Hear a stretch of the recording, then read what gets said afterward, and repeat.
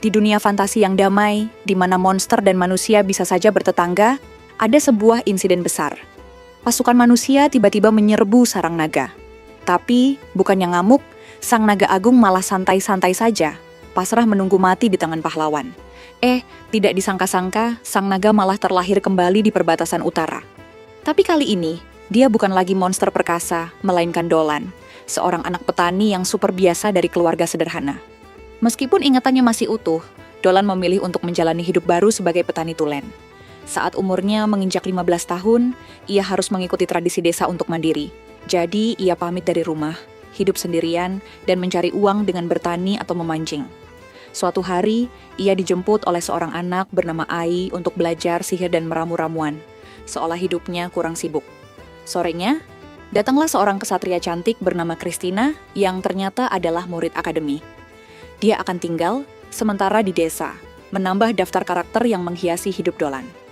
Malam harinya, Dolan mampir ke rumah orang tuanya untuk makan malam. Bapaknya iseng-iseng menyarankan, "Dolan, cari istri Gi biar nggak kesepian." Dolan sih senyum-senyum saja, sepertinya ia masih betah dengan status jomblo. Keesokan harinya, Dolan malah punya ide gila. Menyelidiki rawa tempat tinggal para Lerman. Para prajurit lagi sibuk, jadi ia memutuskan untuk turun tangan sendiri. Ia curiga karena para Lerman sudah lama tidak mampir ke desa. Di sana, ia bertemu dengan seorang perempuan cantik dari ras Lamia, bernama Selina. Tapi ternyata, rawa itu sudah tercemar dan para Lerman sudah pergi. Tiba-tiba, muncul roh tanah raksasa yang mencoba menyerang mereka. Dengan sigap, Dolan menyelamatkan Selina dan membawanya kabur. Selina, sebagai ras Lamia, ternyata punya sihir unik yang bisa mengalahkan roh tanah. Mereka pun merencanakan strategi. Dolan akan menghadapi roh tanah secara langsung, sementara Selina menyiapkan sihirnya. Dolan melindungi Selina mati-matian agar dia bisa merapalkan mantra. Setelah roh tanah tidak bisa bergerak, Dolan menggunakan pedang yang dialiri sihir naga untuk menghabisinya. Roh tanah berhasil dikalahkan, tapi Selina terkena semburan lumpur. Malamnya, Selina curhat bahwa dia sedang mencari jodoh. Tapi sulit sekali karena cairan tubuhnya beracun. Dolan yang baik hati pun menyemangatinya, meyakinkan Selina kalau dia pasti akan menemukan pasangan terbaik. Dolan mempersilakan Selina mampir ke desanya suatu hari nanti bersama suaminya. Kira-kira Selina bakalan balik lagi nggak ya? Setelah berpisah dari Dolan, Selina si Lamia memutuskan untuk mencari jodoh. Sayangnya, setiap kali ia mendekati pria, mereka langsung kabur terbirit-birit. Yah, namanya juga siluman ular raksasa, siapa yang enggak takut? Sementara itu, Dolan si cowok setia sedang asyik belajar meracik ramuan.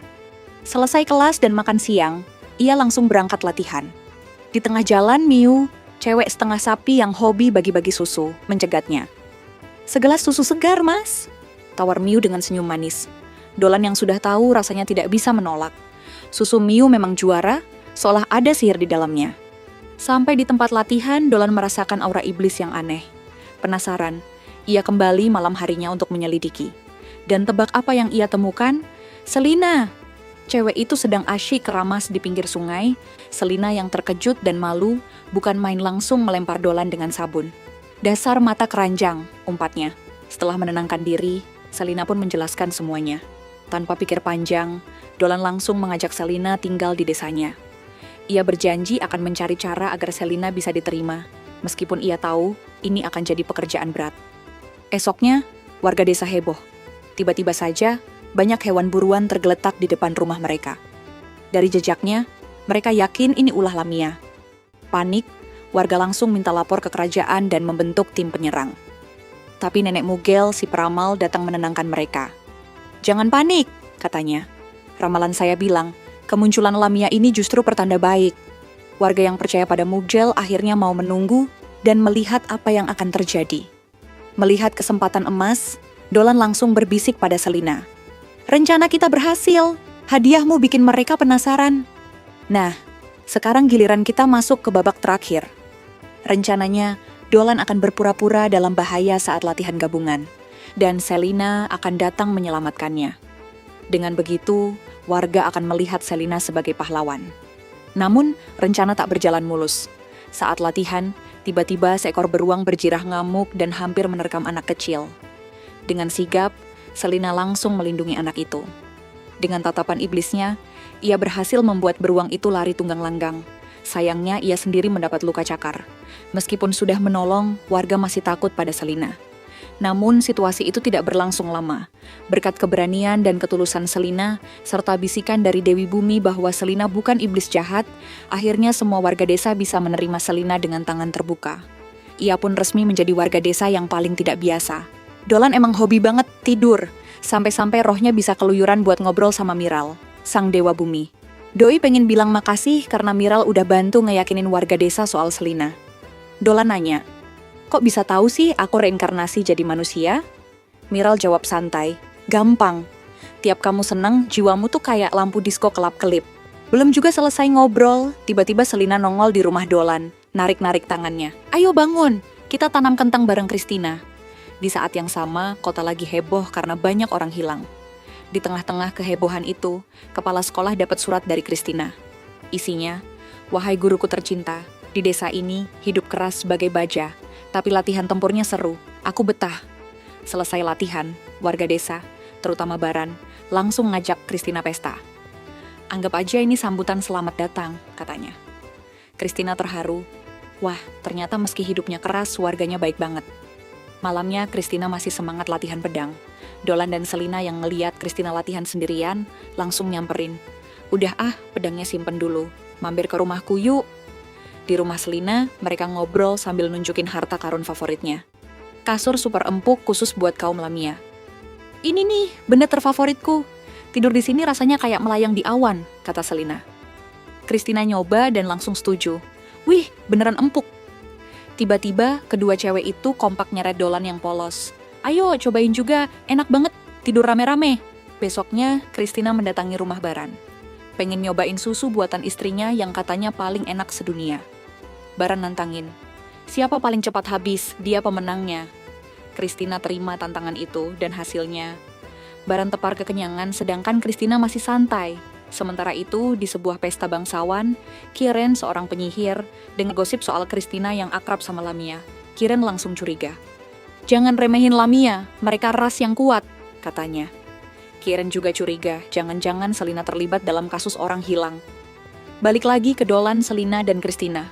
Mereka lagi asyik nanam kentang di kebun, sampai seorang penjaga datang dan minta mereka ke gerbang desa. Di sana, pengawas perbatasan langsung nyuruh Selina ikut mereka buat diperiksa. Dolan protes, "Lah, Selina kan udah terbukti bukan iblis jahat." Tapi pengawas tetap kekeuh, ini cuma prosedur. Dolan yang ngerasa bertanggung jawab, langsung ngikutin Selina. "Tenang aja, aku temenin, kamu aman kok, jangan cemas." Gimana nasib Selina selanjutnya? Di tengah perjalanan, pengawas Gorda, sang biang gosip keliling, asyik berbisik-bisik dengan Dolan dan Selina membahas hal-hal penting. Setelah itu, mereka melanjutkan perjalanan ke rumah Kiren sesuai rencana awal. Saat tiba di sana, Kiren menyambut mereka dengan senyum manis bak bidadari. Tapi bohong. Dia langsung menyeret Dolan dan Selina untuk makan malam, menyajikan hidangan dengan sikap yang sok perhatian. Sejak awal, Kiren memang ngel minta mereka datang karena mengaku khawatir kalau penduduk desa dimanipulasi oleh mata iblis, entah setan apa itu. Namun setelah bertemu langsung, semua kekhawatiran itu lenyap seperti kentut di angin, dan Kiren menyatakan kini ia sudah mempercayai mereka sepenuhnya. Tapi belum lama setelah makan malam, Dolan dan Selina tiba-tiba tumbang keracunan. Tentu saja, Kiren sudah menyiapkan semuanya. Di saat yang sama, Gorda bertemu dengan kepala sekolah untuk membahas kasus orang hilang yang lagi viral. Gorda menduga pelakunya adalah nenek sihir yang umurnya lebih dari 300 tahun. Yang pakai sihir terlarang untuk mencari wadah tubuh gadis muda demi memperpanjang masa hidupnya. Kepala sekolah langsung mendelik dan menyadari bahwa nenek sihir itu adalah Kiren. Mereka pun segera bergegas menuju lokasi kejadian untuk menggagalkan aksi jahat selanjutnya. Sementara itu, Kiren sudah siap dengan sihir terlarangnya. Ia berniat merebut tubuh Selina yang cantik jelita untuk mempercantik dirinya. Saat Dolan tersadar dari keracunan, ia melihat Kiren sedang melakukan hal aneh. Ia pun bertanya, "Kiren, kok kamu malah mainan boneka? Mau jadi dukun?" Merasa di atas angin, Kiren dengan sombongnya membocorkan semua kejahatan yang telah ia lakukan, bahkan sampai ke resep rahasia masakan iblisnya. Ia tidak menyadari bahwa Gorda, sang detektif dadakan, sedang menguping dari jauh. Dengan alat sihir canggih yang bisa mengirim suara dari jarak jauh, mirip kentongan ajaib zaman modern, Gorda akhirnya berhasil mendapatkan bukti kuat bahwa Kiren adalah pelaku di balik penculikan dan pembunuhan yang bikin warga resah belakangan ini. Begitu bukti terkumpul, Gorda langsung bertindak cepat. Ia membawa pasukan untuk menangkap Kiren. Tapi ternyata menangkap Kiren tidak semudah menangkap ayam lepas di kebun. Kiren sudah berubah. Berkat sihir anehnya, dia menyatukan berbagai jenis tubuh makhluk menjadi satu. Hasilnya, satu makhluk mengerikan. Bentuknya seperti gabungan binatang kebun binatang yang salah masuk blender. Belum lagi matanya, mata iblis yang bisa bikin orang mual kalau menatapnya lama-lama. Salina, tanpa banyak cincong, langsung maju. Ia mencoba membekukan pergerakan Kiren dengan sihir esnya. Kiren mulai melambat seperti orang kedinginan yang lupa pakai jaket. Di sisi lain, Christina menyerang dengan keahlian pedangnya yang luar biasa. Gerakannya cepat dan tepat, seperti tukang potong sayur profesional. Tapi meskipun Christina sudah berusaha sekuat tenaga, serangannya belum cukup untuk membuat Kiren tumbang. Kiren malah makin menjadi-jadi. Ia menggunakan sihir kegelapan dan mulai memanggil roh kuno yang menyeramkan, semacam arwah senior yang punya kekuatan luar biasa. Udara sekitar mulai berubah, langit menghitam, dan suasana jadi seperti akhir zaman. Melihat keadaan makin kacau, Dolan akhirnya angkat bicara. Dengan nada serius yang jarang ia pakai, Dolan berkata pada Christina, "Mundur, biar aku yang urus." Christina pun mundur dengan was-was. Lalu Dolan membuka jurus pamungkasnya. Tidak ada petir, tidak ada ledakan besar, tapi sihirnya benar-benar menghancurkan Kiren sampai tidak bersisa. Seperti kertas yang dibakar angin, hilang begitu saja. Dan akhirnya semua pun bisa bernapas lega, meski jantung mereka masih deg-degan. Hidup kembali normal setelah insiden itu, ya bisa dibilang begitu. Dolan memanfaatkan waktu luangnya dengan mengajari Selina membaca. Tiba-tiba, datanglah Gorda dan Ketua Olivia. Gorda langsung pasang muka memelas dan meminta maaf karena sudah bikin hidup mereka ruwet. Sebagai permintaan maaf, Gorda kasih Selina izin tinggal resmi di kerajaan. Mantap kan? Selina sekarang bebas kemana-mana tanpa perlu ngumpet-ngumpet lagi. Sayangnya, meskipun udah punya KTP kerajaan, Sina tetap ditakutin warga. Setiap Selina lewat, warga langsung pura-pura sibuk main tali sepatu. Ya namanya juga orang asing. Apalagi punya kekuatan aneh, wajar sih. Alhasil, Selina jadi galau dan murung. Ia jadi nggak betah lama-lama di kota. Satu hari berlalu, Dolan dan Christina melatih anak-anak di desa.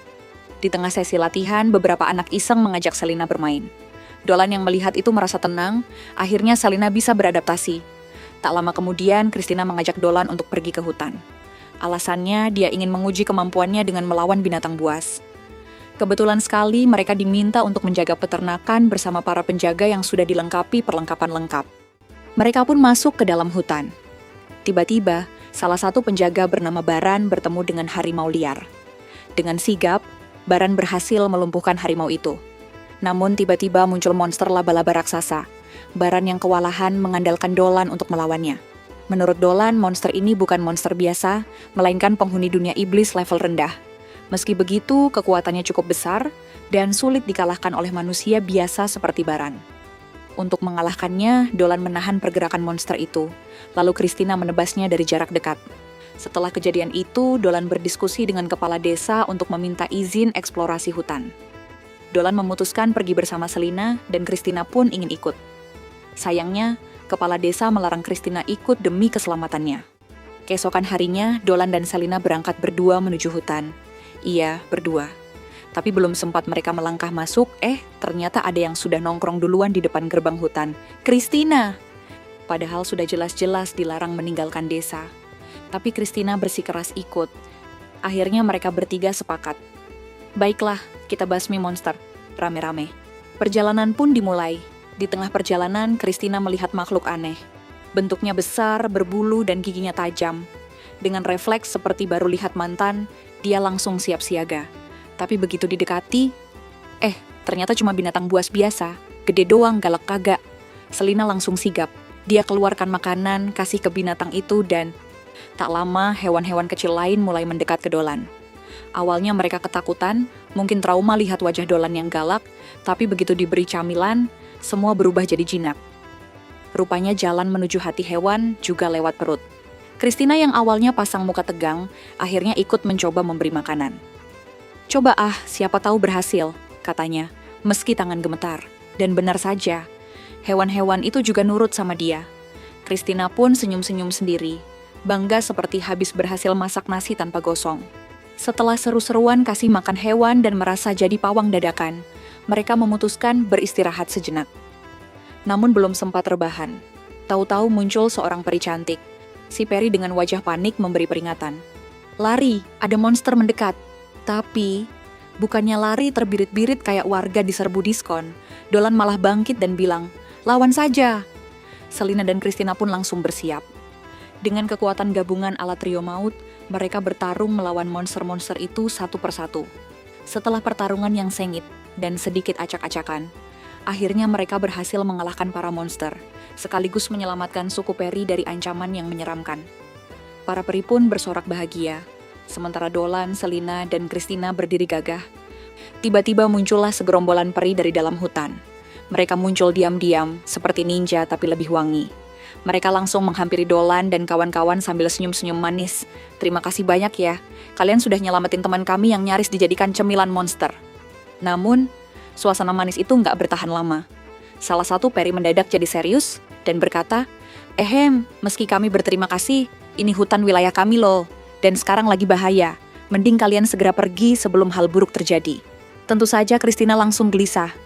Masa udah susah payah malah disuruh pulang kayak habis main di rumah temen? Dengan wajah penuh semangat, Christina nekat berkata, aku nggak bisa tinggal diam. Aku mau bantu lawan pasukan iblis. Dolan yang biasanya kalem juga ikutan semangat. Betul tuh, biarin aja kami bantuin. Daripada diam-diaman di desa, mending kami rame-rame hajar iblis. Mereka lalu menghadap pemimpin para peri, yaitu Gio. Awalnya, Gio geleng-geleng kepala. Tidak bisa, aturan kami ketat. Orang luar tidak boleh ikut campur. Tapi rupanya penduduk peri lainnya malah ramai-ramai nyolek Gio sambil berbisik. Pak, mereka jago loh, sayang kalau disia-siain. Akhirnya Gio pun luluh juga. Dengan suara pelan dia berkata, baiklah, kalian boleh bantu, tapi jangan bikin hutan kami jadi berantakan.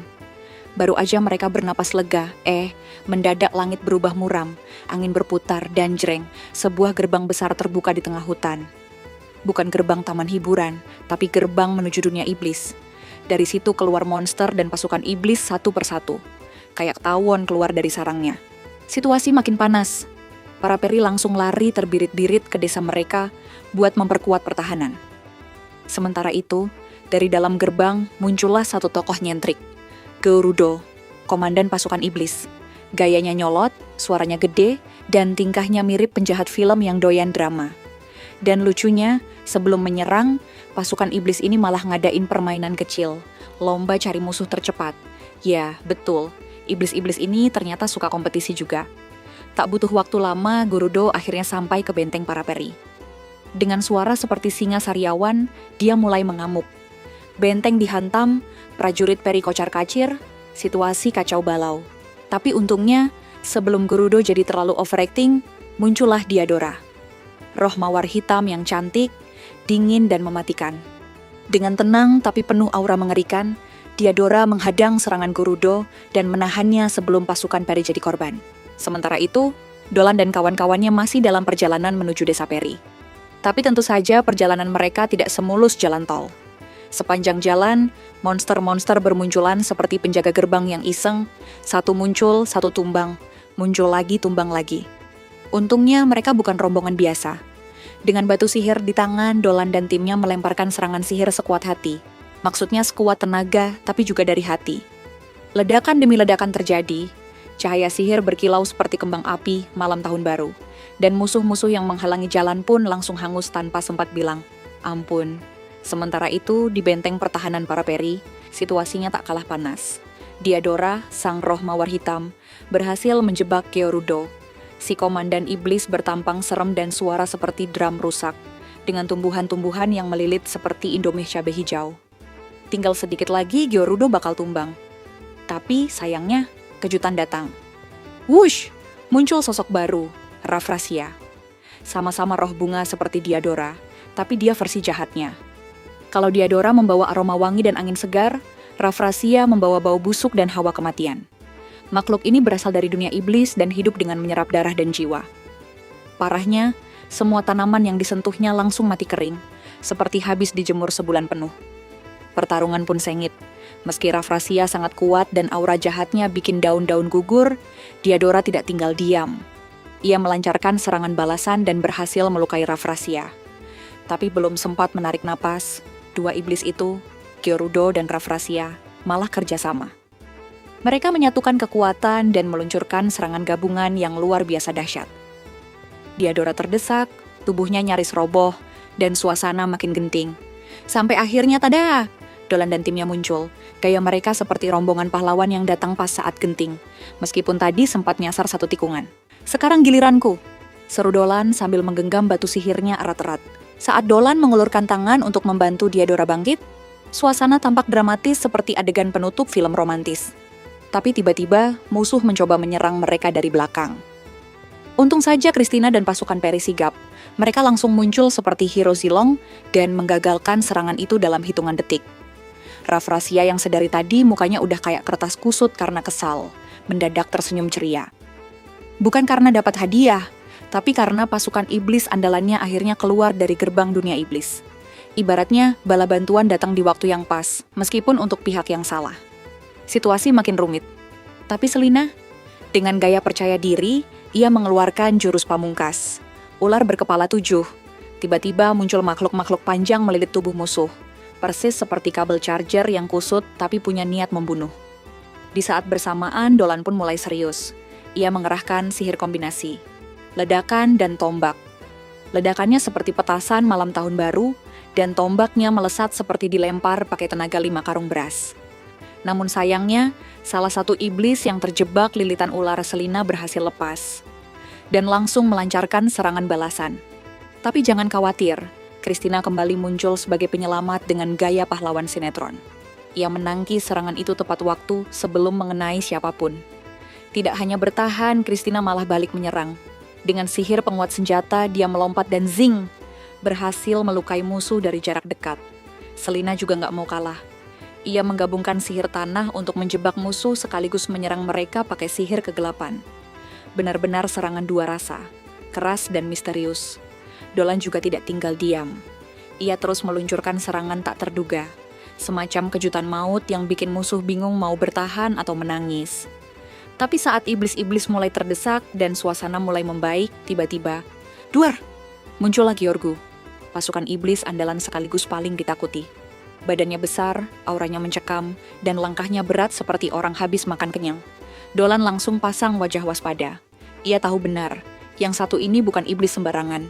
Ini bukan musuh yang bisa dikalahkan pakai sihir biasa. Georgu datang bukan untuk main-main. Setelah mengamati gaya bertarung lawannya dengan tatapan mirip guru matematika lagi ngoreksi ujian, Dolan akhirnya mulai melancarkan serangan. Anehnya, Georgu terlihat sedikit mengernyit. Bukan takut, tapi seperti deja vu. Kayak pernah lihat ini deh, pikirnya. Tapi sayangnya, dia nggak sempat mikir lebih lama karena Dolan keburu nambahin serangan. Tapi Georgu, si iblis badak berpedang itu ternyata sudah siap. Dolan pun mulai sadar, oke, yang satu ini keras kepala. Dari gerakan dan teknik lawan, Dolan akhirnya menyadari, kalau dia terus bertarung dalam wujud manusianya, kemenangan rasanya seperti mimpi di siang bolong. Tapi masalahnya, kalau dia berubah dan mengeluarkan seluruh kekuatannya, bisa-bisa. Desa Peri di belakang mereka ikut hancur berantakan kayak habis digilas gajah. Sayangnya, Georgu bukan tipe lawan yang sabar.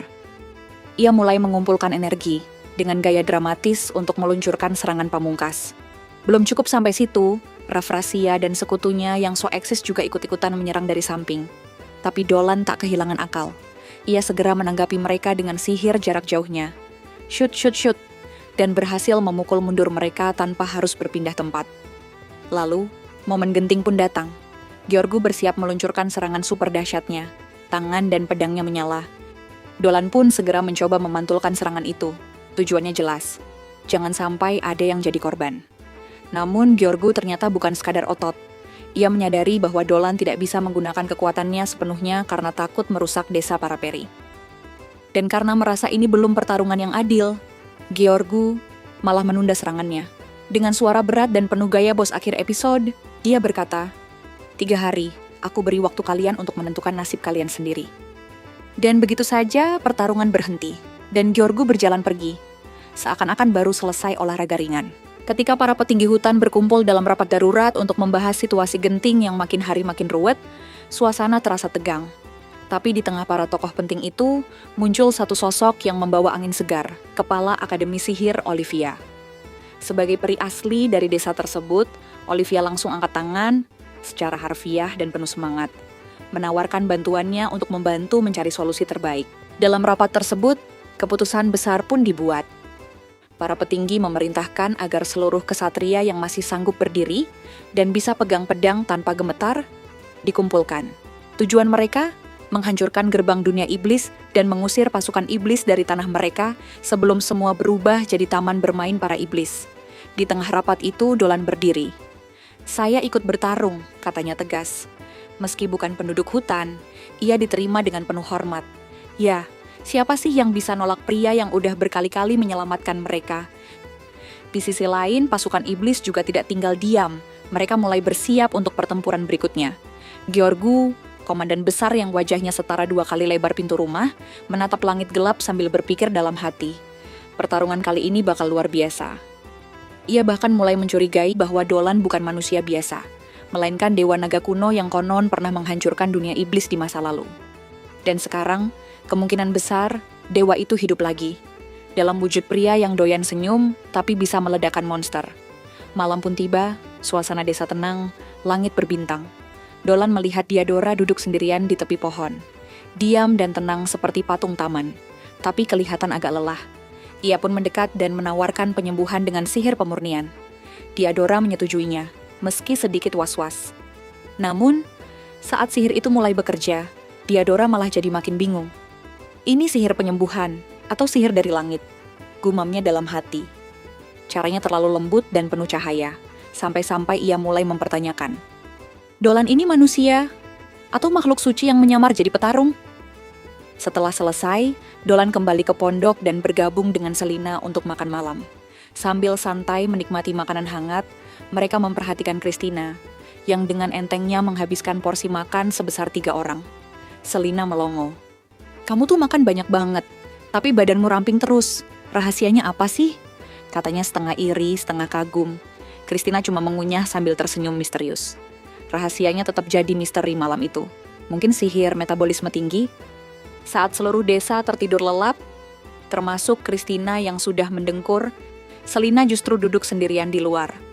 Wajahnya tenang, tapi tatapannya seperti orang yang lagi mikir keras. Dolan, yang baru saja hampir tidur, tapi batal karena melihat Selina duduk sendirian seperti tokoh utama drama malam Jumat, memutuskan keluar untuk menemaninya.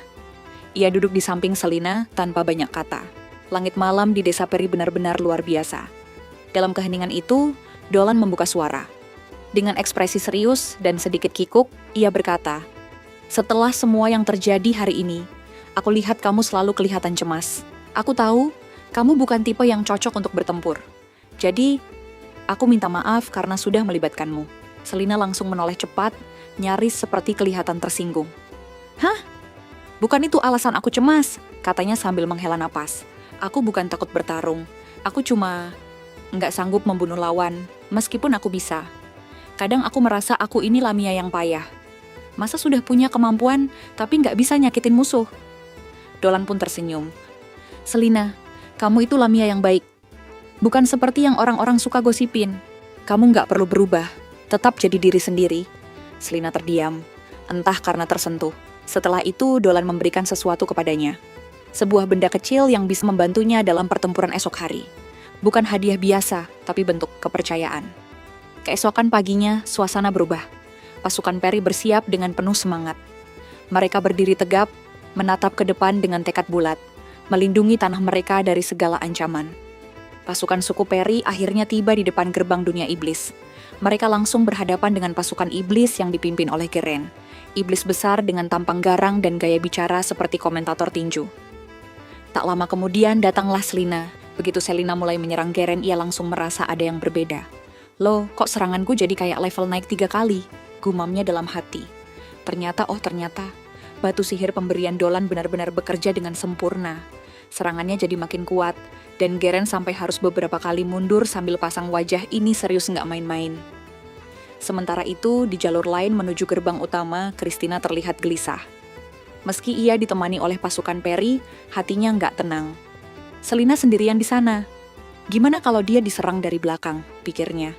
Raut wajahnya penuh rasa khawatir, seperti ibu-ibu yang baru sadar anaknya lupa bawa bekal. Sayangnya, niat Christina untuk putar balik tidak bisa terlaksana. Jalan mereka sudah dihadang oleh pasukan iblis.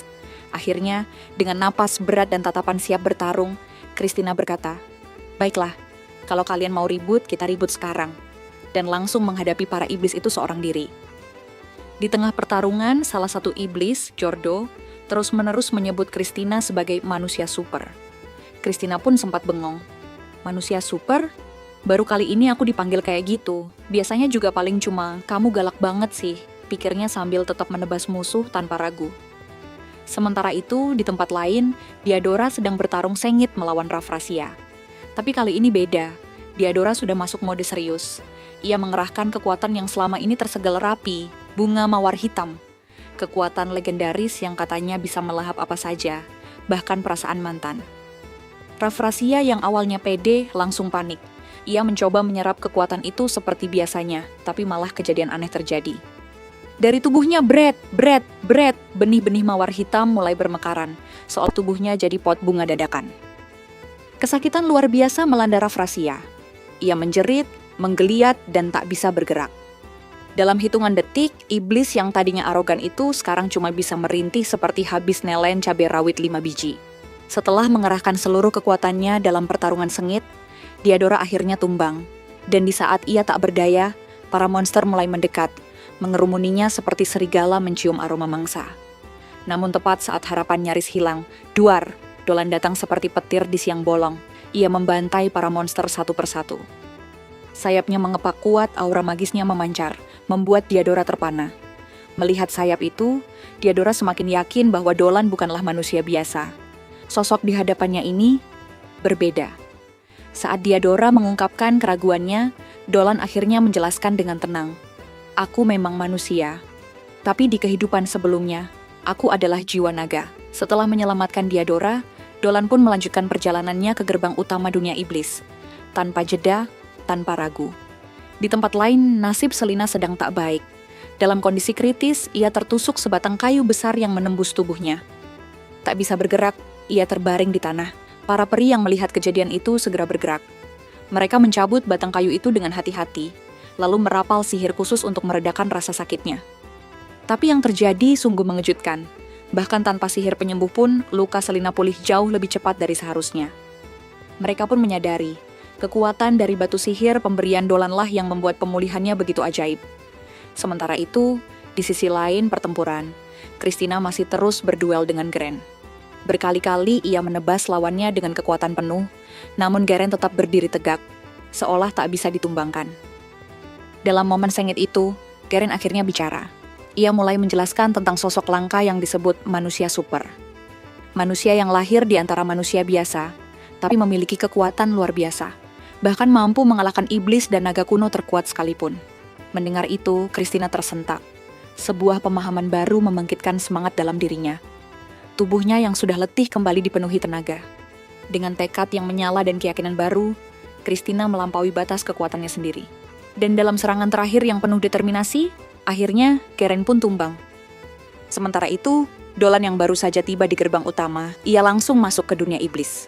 Tujuannya jelas, hadapi Georgu langsung, tanpa gangguan, dan tanpa risiko nyasar ke dapur warga. Di dalam sana, akhirnya mereka bisa bertarung sekuat tenaga, tanpa takut bikin retak jalan desa atau menjatuhkan genteng rumah peri. Dunia iblis? Yah, kalau rusak, nggak ada yang bakal protes. Di waktu yang sama, Flio, yang entah kenapa selalu muncul saat momen genting, membawa Selina ke tempat yang aman. "Kamu pergi dari hutan sekarang, biar aku yang balik ke medan perang." Flio pun menghilang bak ninja. Selina sempat termenung, merasa tidak berdaya. Tapi saat pandangannya jatuh ke benda pemberian Dolan, batu sihir yang ia simpan dengan rapi, tekadnya perlahan bangkit. "Nggak bisa begini terus," gumamnya. Dan dengan penuh semangat, dia memutuskan untuk kembali ke medan pertempuran. Di sisi lain, para kesatria peri sudah ngos-ngosan. Mereka menghadapi Garen, yang kekuatannya seperti truk monster bercampur naga. Serangan mereka tak lagi berarti, dan posisi mereka makin terpojok, bahkan sudah mulai nyicil doa darurat. Namun, tepat saat harapan nyaris pupus, muncullah Selina. Tapi kali ini beda. Wajahnya serius, matanya menyala, dan auranya kayak pahlawan anime. Ia sudah membulatkan tekad. Tak ada lagi keraguan.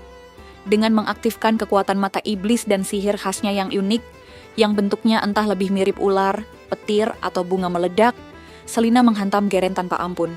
Dan dengan gaya penuh wibawa, Geren pun tumbang. Kali ini tanpa perlawanan berarti. Peri-peri sampai bengong, tadi itu Selina kan? Sementara itu, di tengah kegelapan dunia iblis, Dolan memulai duel mautnya dengan Gyorgu.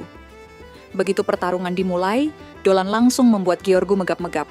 Serangannya cepat, akurat, dan menyakitkan. Gyorgu bahkan tak sempat bikin dialog dramatis, terlalu sibuk bertahan hidup. Di luar gerbang, suasana memanas.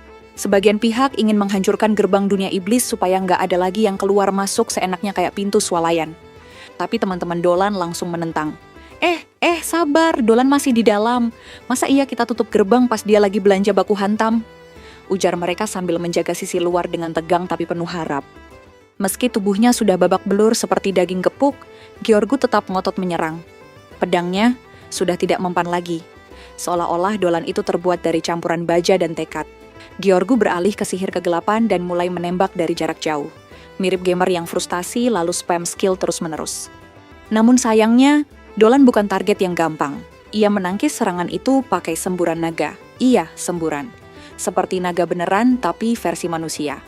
Setelah itu, ia menebas satu persatu bagian tubuh Gyorgu, lalu menutup pertarungan dengan teknik pedang pamungkas yang bikin penonton, kalau ada, ternganga.